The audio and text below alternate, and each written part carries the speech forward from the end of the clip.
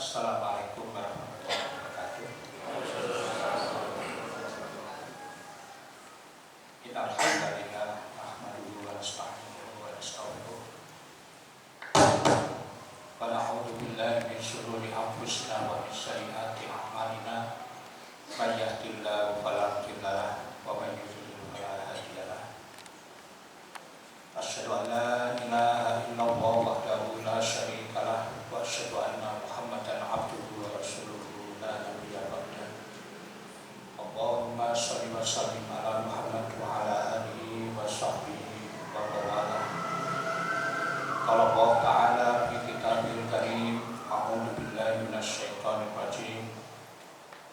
Ya ayyuhalladzina amanu kutiba 'alaikumussyiyam kama kutiba 'alal ladzina min qablikum la'allakum tattaqun. Wa qala aidan Subhanallah wa man ahsan minallahi sibghah wa nahnu lahu 'abidun. Shadaqallahul azim. Ibu bapak saudara-saudara jamaah sholat isya dan tarawih Masjid Imam Ghazali yang berbahagia, pertama-tama marilah kita panjatkan puja dan puji syukur kehadirat Allah Subhanahu wa taala atas limpahan nikmat karunia Allah yang begitu banyak dilimpahkan kepada kita semua saat ini, memasuki hari yang ke-5 kalau tidak salah di bulan suci Ramadan 1443 Hijriah. Kita masih diberikan kekuatan, kemampuan oleh Allah Subhanahu wa taala untuk menunaikan ibadah saum dengan segala macam perangkat-perangkatnya. Sekaligus juga kita masih diberikan kesempatan oleh Allah Subhanahu wa taala untuk menambah pundi-pundi amal kebaikan kita sebagai penyempurna ibadah saum, sebagai upaya untuk memperbaiki diri, meningkatkan prestasi kita, kinerja kita di hadapan Allah Subhanahu wa taala, dan juga sekaligus sebagai bekal kita untuk mempersiapkan bekal di yaumul kiamat kelak ketika kita sudah harus menghadap kepada Allah Subhanahu wa taala. Salawat dan salam mudah-mudahan tetap terlimpahkan pada junjungan kita Nabi Muhammad SAW serta keluarga, para sahabat dan juga para pengikut-pengikutnya yang setia. Mudah-mudahan termasuk kita dan keluarga kita yang ada di rumah, mudah-mudahan semua menjadi pengikut-pengikut Rasulullah SAW. Bapak Ibu yang berbahagia, pada malam hari ini izinkan saya untuk sedikit mengulas tentang kualitas takwa. Mungkin sudah seringkali disampaikan oleh para mubalik tentang ketakwaan dan segala macam bentuk realisasinya di dalam kehidupan. Tapi mungkin ini ada sisi lain yang patut saya sampaikan di forum ini tentang kualitas ketakwaan kepada Allah Subhanahu wa taala. Didasarkan pada Quran surat Al-Baqarah 183 yang sudah kita hafal bersama tentang perintah puasa, ya ayyuhalladzina amanu kutiba 'alaikumussyiyam kama kutiba 'alal ladzina min qablikum la'allakum tattaqun, bahwa ternyata kita ini adalah sebagai manusia pilihan Allah Subhanahu wa taala. Karena yang dipanggil adalah bukan manusia pada umumnya, bukan orang-orang muslim, muslimah, tetapi orang-orang mukmin. Dan orang mukmin inilah saya katakan sebagai bahan baku di dalam satu proses produksi besar, perusahaan besar, pabrik besar yang langsung dimanajeri oleh Allah Subhanahu wa taala. Jadi Allah sendiri yang memanajeri puasa yang kita lakukan. Sebagaimana hadis qudsi yang pernah disampaikan oleh Allah Subhanahu wa taala, bahwa puasa itu adalah untukku dan aku pula yang mengganjarnya. Yang berarti bahwa puasa ini bukan untuk orang lain, bukan untuk manusia, tetapi untuk Allah. Jadi yang sebagai pemilik, sebagai owner, sebagai manajer, direktur adalah Allah sendiri. Kemudian kita diproses oleh Allah Subhanahu wa taala melalui bulan puasa ini untuk menjadi manusia-manusia yang bertakwa kepada manusia yang berkualitas. La'allakum tattaqun. Bapak Ibu saudara-saudara, kita patut bersyukur dengan adanya puasa yang dicanangkan oleh Allah Subhanahu wa taala setiap tahun sekali.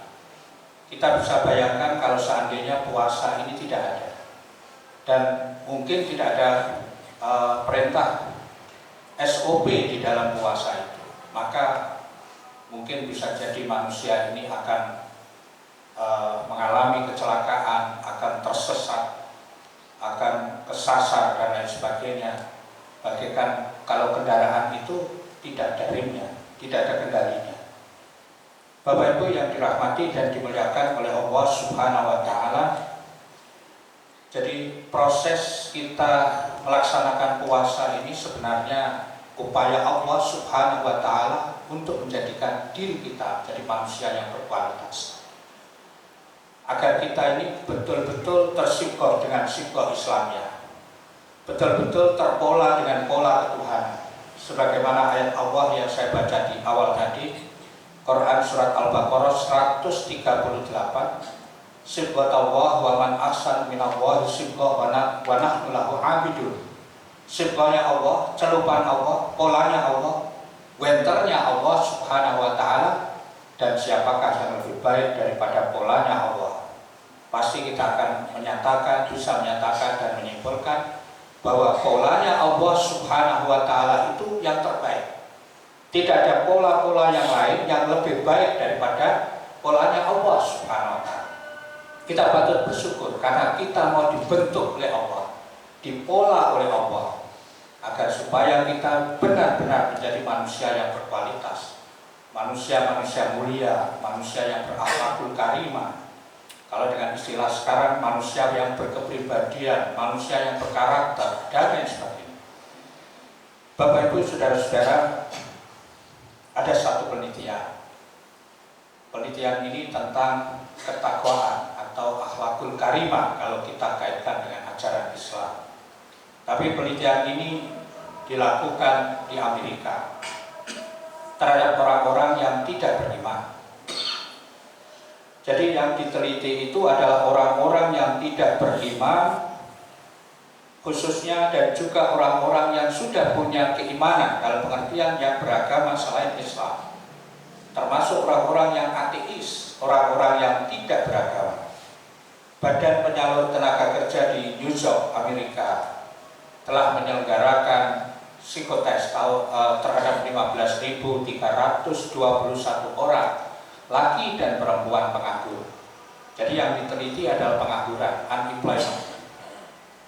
Bapak Ibu yang dirahmati oleh Allah, berdasarkan tes tersebut, setiap dari mereka dapat diarahkan kepada profesinya masing-masing, bisa dibentuk sesuai dengan kompetensinya. Kalau misalnya keahliannya bidang pemasaran, diarahkan pemasaran, personalia, keuangan, ya, dan seterusnya, produksi.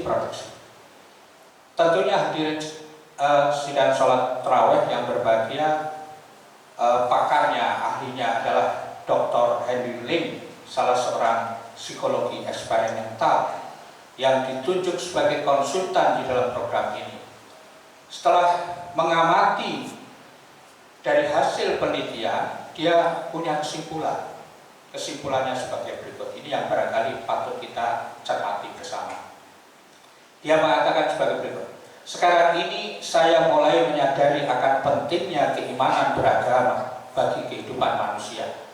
Karena saya dapatkan setiap orang yang memeluk agama atau selalu menghadiri tempat-tempat peribadatan, ia memiliki kepribadian yang jauh lebih paripurna, lebih mulia kalau istilah kita, lebih kuat dan lebih baik daripada orang-orang yang tidak beragama atau orang-orang yang tidak pernah melakukan pergi ke tempat peribadatan.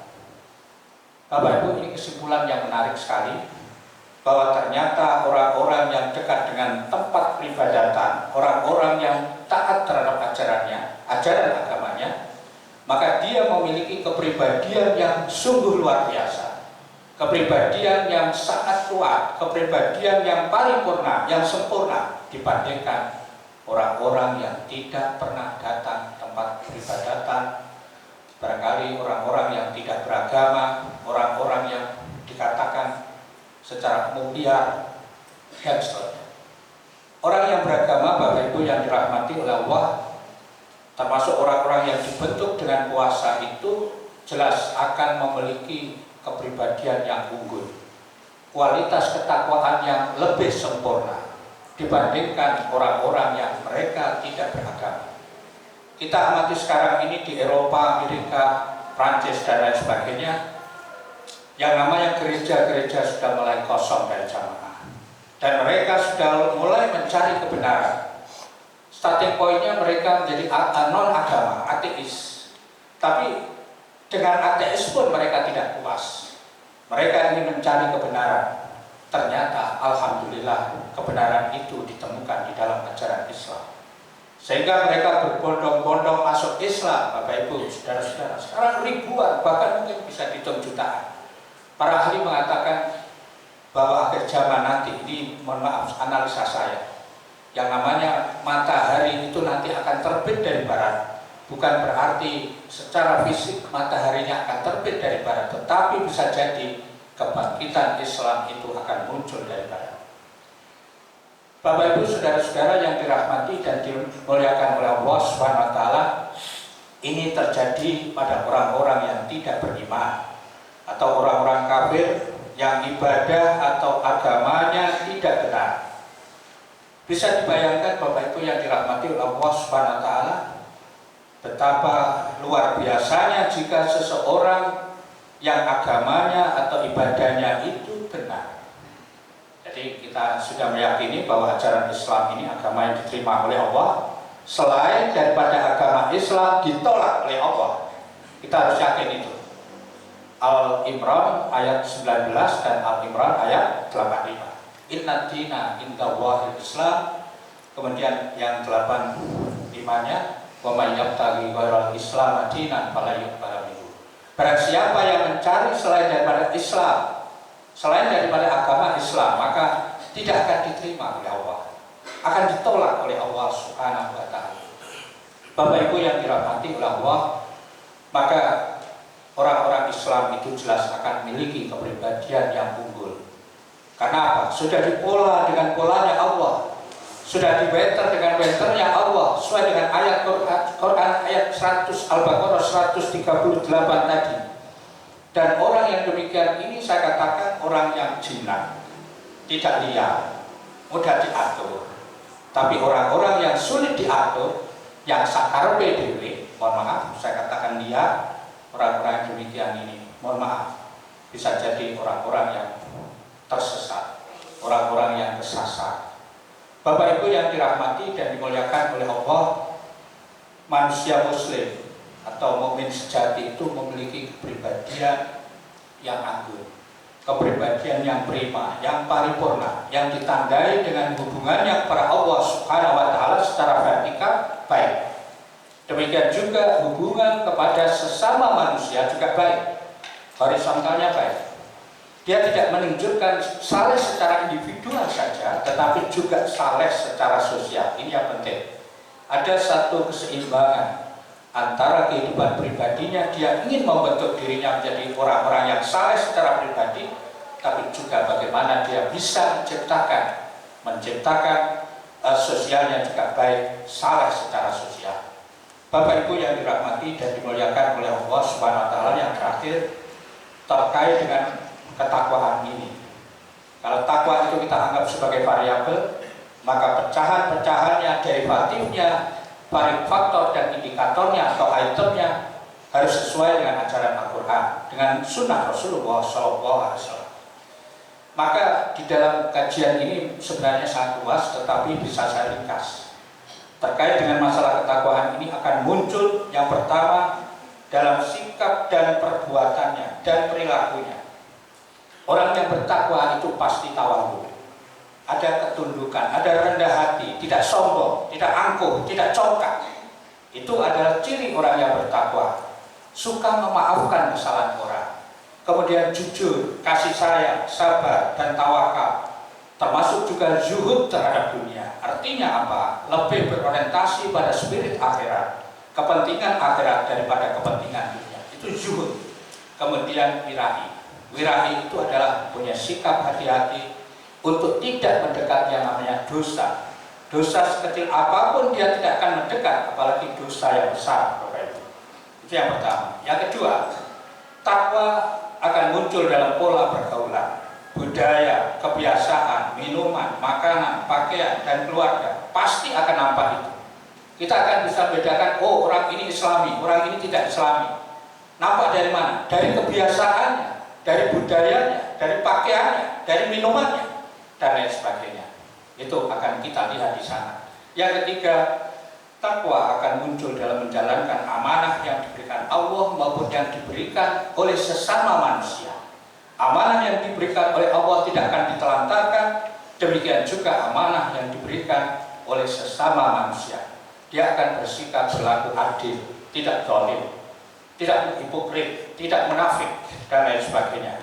Karena kita lihat sekarang ini, mohon maaf, banyak sekali manusia-manusia yang hipokrit, yang munafik, yang pelin-pelan, ya, kayaknya soalim gitu ya, tapi ternyata auzubillah pemikirannya melesat jauh dari ajaran Islam.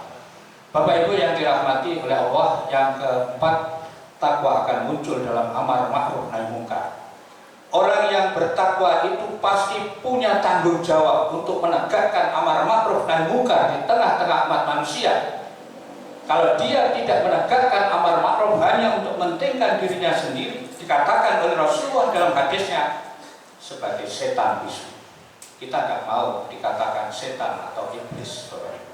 Tentunya kita harus berupaya menjadi penganjur, pendakwah amar ma'ruf nahi munkar di tengah-tengah umat, di tengah masyarakat. Tidak hanya tanggung jawabnya seorang mubalik, seorang dai, tapi tanggung jawab kita semua sebagai orang Islam. Yang terakhir, takwa akan muncul di dalam menjalankan profesi apapun profesi kita, sebagai seorang cleaning service, sebagai marbot, sebagai manajer, pengusaha, pedagang.